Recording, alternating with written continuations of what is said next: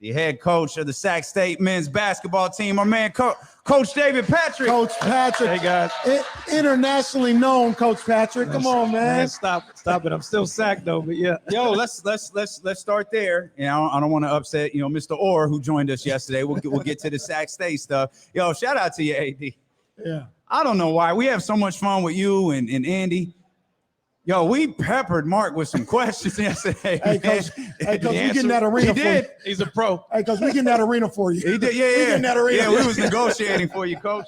Hey, tell us, for those that don't know, Coach Patrick was a part of the FIBA Australia national team that just competed in the World Cup. How was that experience for you? Man, phenomenal. It's talking about getting a PhD in coaching and spending the whole summer with them. When you're coaching the likes of Josh Giddey and Patty Mills and Joe Ingles, to be able to be around them on a day-to-day basis and then come back with my team was special. We were number 2 in the world before we went there, and we lost to Germany with Dennis Schroeder, so didn't make the finals, but it was a great experience. We qualified for Paris Olympics next year. There you go. Which would be good, and so it was a great experience all around. You need an assistant. You need another assistant. Yeah. Okay. Well, I'm here, Coach. I'm here. But hey, them NBA dudes high maintenance. I need a. Hey, you had a lot of them. You mentioned one of them, Josh Giddey. Like, he's a dude that NBA fans, regardless of your favorite team, love. What did you observe from him, during games, but more specifically, like during practice? Look, just his size. Everyone wants to be a point guard, and you feel how big he is. He's 6'8". And the way he moves and passes is unbelievable. And we got to play Luka, from Slovenia, who's probably, one of the best players in the NBA, and he held his own against him. But his professionalism at 19 years old, the way he runs the team is special. You can see why he's going to be a future All-Star in the NBA.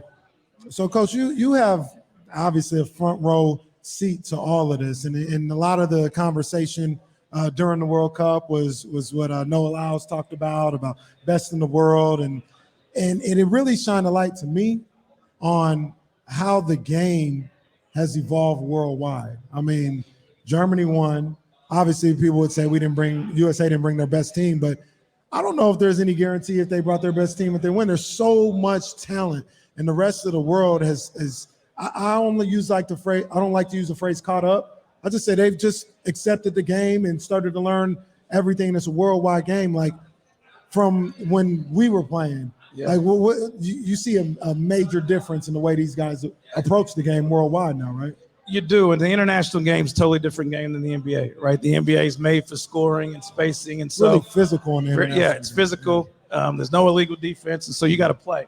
Mm-hmm. And when you talk about the rest of the world, they got guys that are 6'10", 6'11" that can shoot the ball, dribble the ball. When you look at Giannis and Jokic, and I don't say they're positionless, and they really are.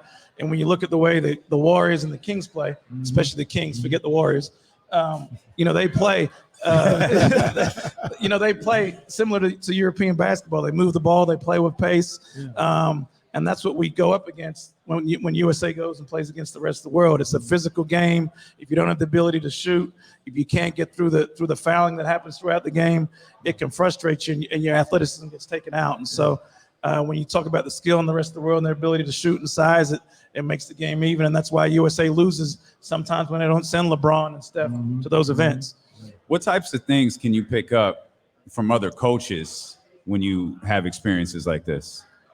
Just, for us being a college coach, these teams really play for the name on their chest. And we talk about it like play for your school or play for your family, but it's still hard. We're still in a world where these kids look at YouTube and TikTok and all that other stuff. But when it comes for those new to the show, Coach hates social media. When I say this man hates social media, I mean this man hates social media. Yeah.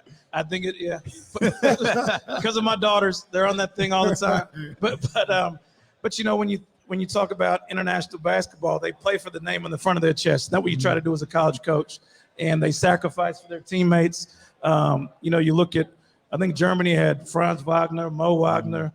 They had 5 NBA players, but they let Schroeder shoot all the shots, and they were okay with it. If that happens in the NBA and one guy shoots all the shots, is an issue. If it happens in college, it's an issue. So I learned that when I go on that international stage. So the funny thing about it was you were at the FIBA World Cup. And I was like, yeah, Coach Patrick over there or whatever. We were playing telephone tag just because I know you're a busy dude. So he had the FIBA World Cup, and it felt like to me, Australia doesn't make it to the next round.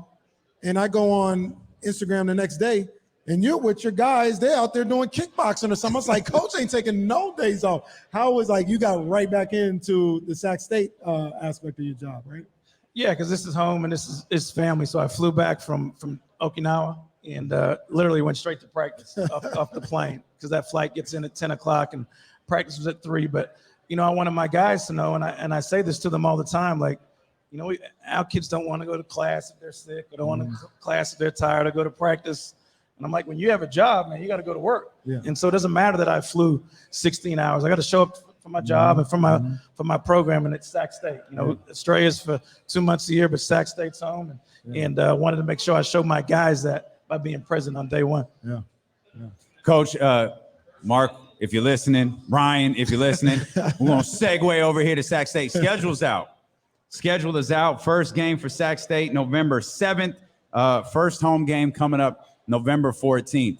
Obviously, we got a long way till then. Kenny mentioned the video you guys out kickboxing. Like, how do you guys progress till, okay, we got to start getting ready for the season over the next 2 months? Look, we have a whole new team. You know, I got 3 returners. I think, you know, we won a lot of games last year, but I thought our biggest win was graduating all our seniors. All 5 seniors graduated, which I thought was the biggest win for us last year. And then I had to bring in basically a whole new roster. And we have 10 new guys from all over the country, from all over the world. You know, I got 7 different countries in my notes. Yeah, 7 different countries. We got California kids coming home, but you got to get in the mix and get them together and get them to know what it is. So that's why I got them boxing from day one, because we have a tough schedule. I think you talked about November 7th. We open up at Nevada, and then we go to Stanford on November 10th. And I don't think Stanford are too happy of us right now. After that's right. You know what Sac State teams do to Stanford. You already know what happens. You already know what happens there. We'll tell you like we Coach Thompson. Go kick their ass. There ain't nothing to it. Yeah, I told our staff they won't be sleeping on us anymore. But but we have a challenging schedule. We got a new team with a lot of talent. And like I said, open up November 7th at Nevada, which will be a good challenge for us. KC, can we stay with that just for 1 second? Yeah. Like 11 new players.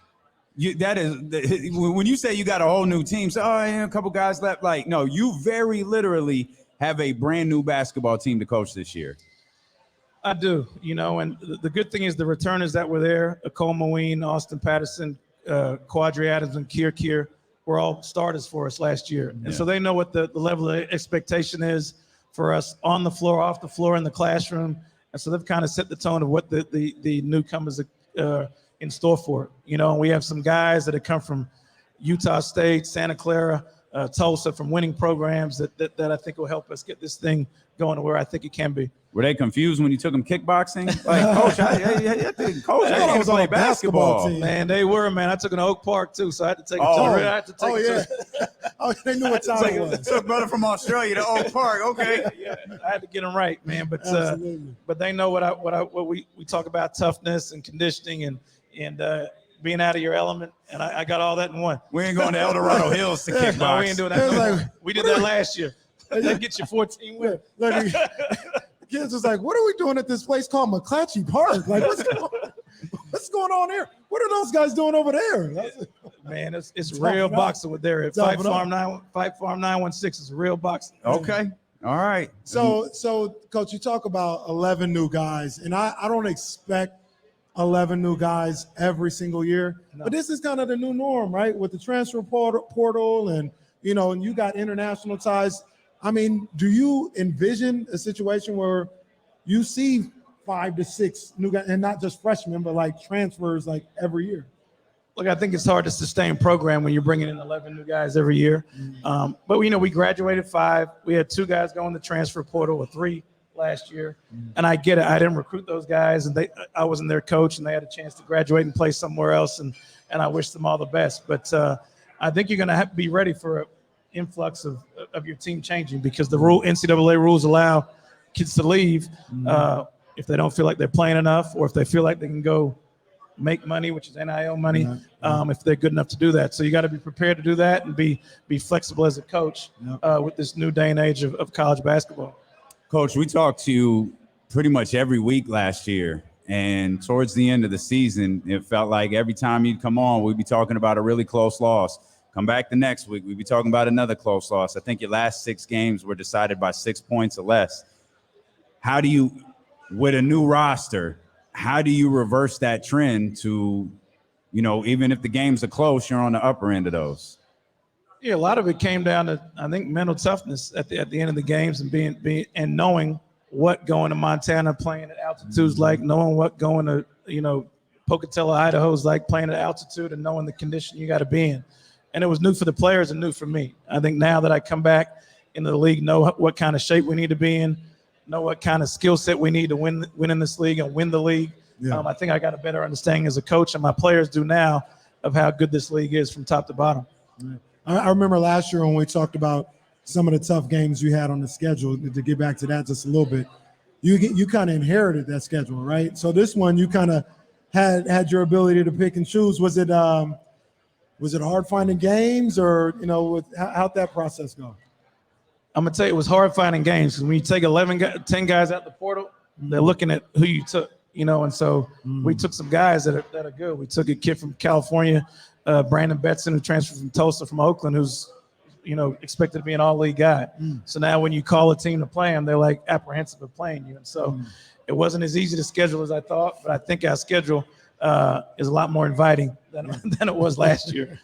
College basketball has changed. We talked about this with Mark Orr yesterday. College sports in general has changed a lot over the last even 10 years.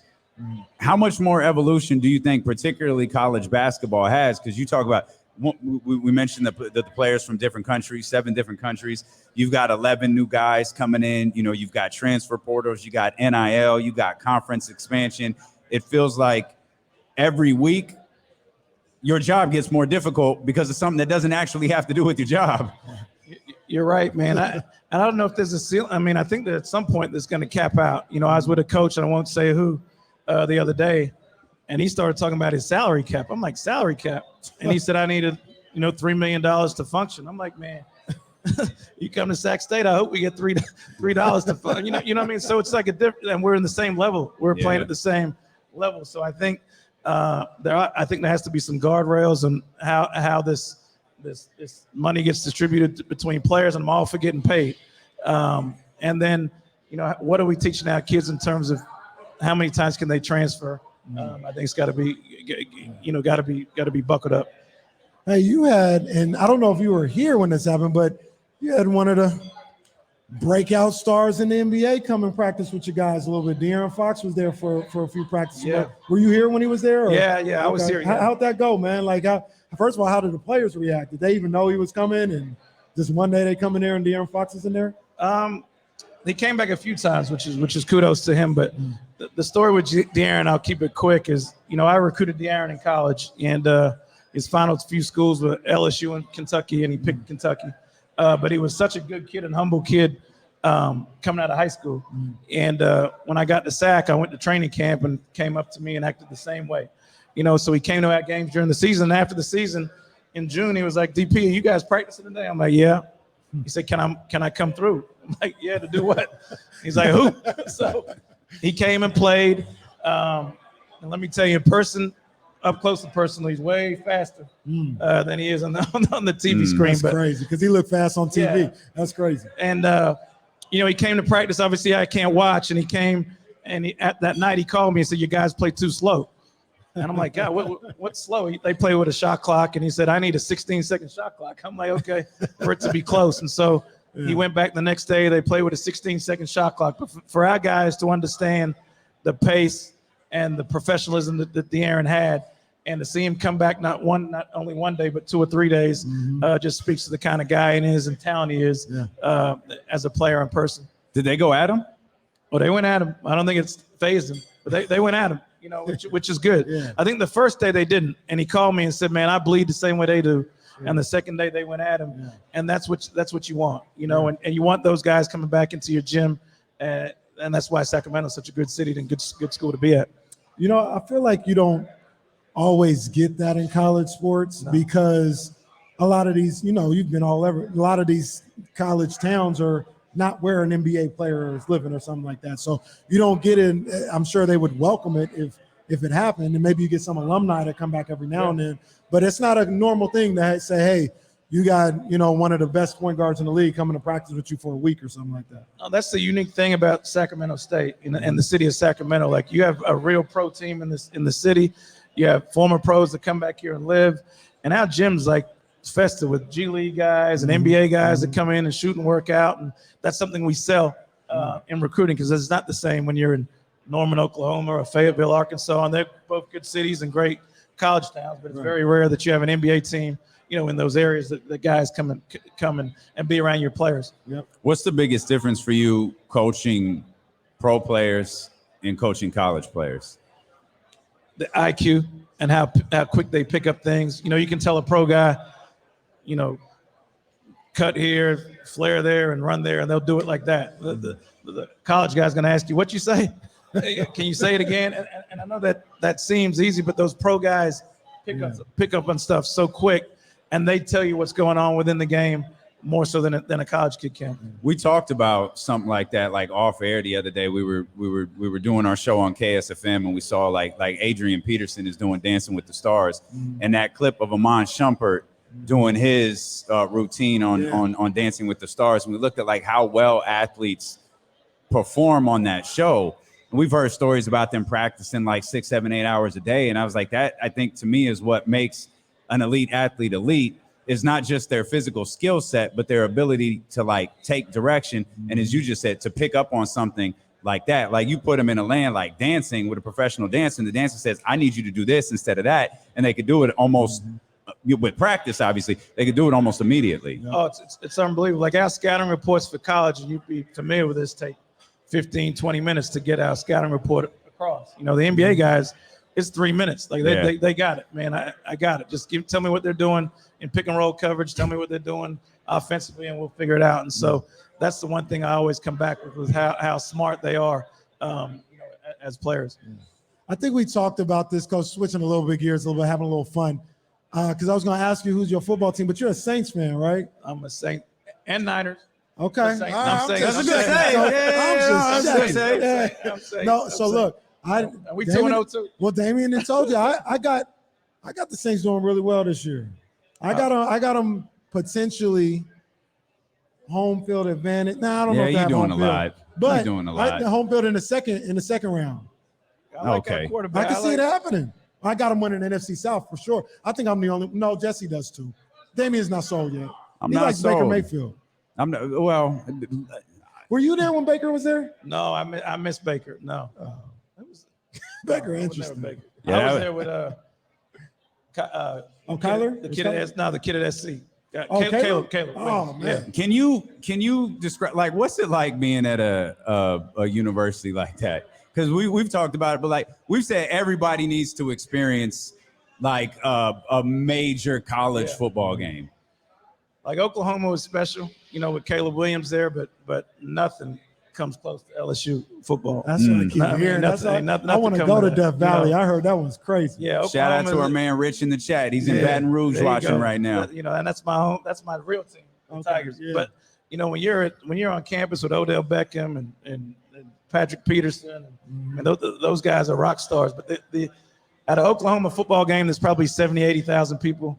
At an LSU football game, there's a 98, 103 in the stadium and 80 outside partying from Thursday to Sunday. And it really is. It goes from, they pull up on Thursday night, they do LSU football Saturday, and then they go down to the Saints on Sunday. So it's a lifestyle, and it's something that I tell anybody to experience. And they just skipped the Pelicans altogether. Like, nah, we ain't really. Hey, Pelicans playing on Monday. I'm out of here. We'll catch them next time. They should have stayed in Charlotte. That's a funny, like, that's another note about, like, you talk about having 100,000 in the stadium. There'd be you run into all these people in the parking lot. Not all of them have tickets. They don't even go inside. They just there for the party. For the party, and it's an unbelievable deal. And the state shuts down, and it's not that there's too much going on in California for the state to shut down when SC and UCLA play, but it's a special atmosphere. Well, speaking of college athletics. Obviously, we talked about a number of times the biggest story in sports, Coach Prime at Colorado and everything that he's doing to turn that program around. And then, the people on the other side who don't like the way he's going about it. I heard Ryan Clark talk about it one time where he said Deion is doing it his way, but there's only one Coach Prime. Like, not everybody can come in and talk the way Deion talks, like, even if they want to. Like, they just can't do it. Deion's like, I don't really need this. I can, take it or leave it. I'm doing it my way. And just kind of speak to that, to your experience, right? Like, I'm sure there's ways that you want to go about it, but you can't always go about it the way you want to. Yeah, obviously Deion was a phenomenal player, right? Mm-hmm. He's the one of the best football player, best at his position all time, and so he already gets, exactly. He's already here when he walks in the room. Yeah. And what people forget is like his ability to build program at Jackson State and build program. It's hard to do. Mm-hmm. Jackson State's in Jackson, Mississippi. It ain't in a big city. So to be able to do what he did there and get a national following of that program and then do it in Boulder, Colorado. Yeah. There's a skill to that. Yeah. Whether you wear sunglasses, wear a hat, whatever the case may be, there's a skill to that. And you see I'm on the other side of the globe and they're talking about Colorado. It's crazy. And they don't even follow football over there. That's crazy. And so I think it's amazing for me as a young coach to see how he's changed two programs in a quick amount of time in two places that aren't supposed to be winning. And it's kudos to him and the way he's tackled it. And he's taken full advantage of the rules that are in place. The NIL, the ability to get transfers. Yep. Like, don't be mad at the man for doing what the rules of engagement are. And don't be mad at the man for doing what everybody else is doing. Exactly. He's doing it and telling you about it. Yeah. And that's the part they don't like. Yeah. They don't like that he talked about it. How much is when you're working, when you're getting guys for Sac State, you're walking into that living room. We always hear about coaches winning the living room, right? How much is you trying to win the young athlete versus trying to win the parents or the guardians? I think it's both. I think you got to figure out, is the parent controlling the kid or the high school kid? Hopefully it's the parent. A lot of times it's an AAU guy that's controlling the kid. And I'm always for kids that have a parent or two parents looking after them, whatever that case may be. So winning that, and I think when you're a former player like myself, when you're a parent like myself, and I can speak to that a lot easier. I've played, I've transferred, I'm a parent. I think there's an easy dialogue there for me as a coach when I go into any parent's living room. I think about the different intricacies of, because this came up yesterday. KC said, who's going to be the best dressed person in Sky River Casino? And I said, well, it's going to be me, but with a caveat. I feel like Coach is going to show up in his Sac State gear. If Coach shows up in his regular, I'm going to the game gear, it's curtains. I'm going to be last. I'm going to be last. That's what's going to happen. I'm going to be last. But we got practice after this. But like we've run into each other at games. We love talking about fashion and talk about clothes. Like, you might walk into certain living rooms where you can't wear what you have on at a Kings game. And correct. How much, like, I always think about how every little detail comes into play depending on what house you're walking into, where that house is located, what the economic background of that house is located. Like, you literally have to think about every single detail before you walk in to recruit a kid. It's funny you say that. The good ones do think about it. Like how you walk in the living room. I consider myself somewhat good. When I was an assistant, I was good. But yeah, some kids like when you wear J's. Some kids like when you wear G-Star. Some kids want you to wear, some parents want you to be, tucked in. And so you've got to have a feel for that in recruiting. That's part of recruiting. I think knowing what family you're going to recruit, what high school you're going into, and that kind of depicts how I'm going to go and present myself. Doesn't make me fake, just makes me get on the same level. No, it makes you smart. Yeah, like it's relatability. It's part of the game. That's what Deion talks about a lot too. Just being able to, somebody said it perfectly, meet the kids where they're at in their life. You know what I'm saying? And the same thing goes for adults or the guardians or parents. Meet them where they're at, what appeals to them as well. Unequivocally, Y'all gonna play ball today or like flip tires? Like, what are y'all gonna do today? They're gonna start with bricks and then get out and play a little bit. Gonna have them in BBH. But we start official practice Monday, so it's about So that time. that's Here official, already, right? official. Right, yeah. Like I'm sure, like from the last game to now, it feels like it just happened, and now official practice is about to start. Yeah, and then the season will be here before you know it. But last year's team, our kid Zach Chappelle is a local product from Sacramento, just signed professionally in Germany yesterday. man, so big he's ups to gone. him, man. Yeah. Our 2 other seniors that played in Australia and New Zealand. So new team. And I think our new guys know that if you just do what we ask you to do, you can go play after college. And those kids got their degree, and now they're going to play for money, the sport they love. And that's important for me coming into this program. Man, talking to Mark Orr yesterday, man, just laying down everything that's going on at Sac State. Man, we definitely happy to have you at Sac State, man. And in this city, man, because you've done wonderful things already. And I know it's just starting. Man. We're going to get you some NIL dollars so we don't lose you to one of those other. Some of my NILs going in this place. There. So Y'all give it up for our man, Coach David Patrick, Sac State Hornets. Man.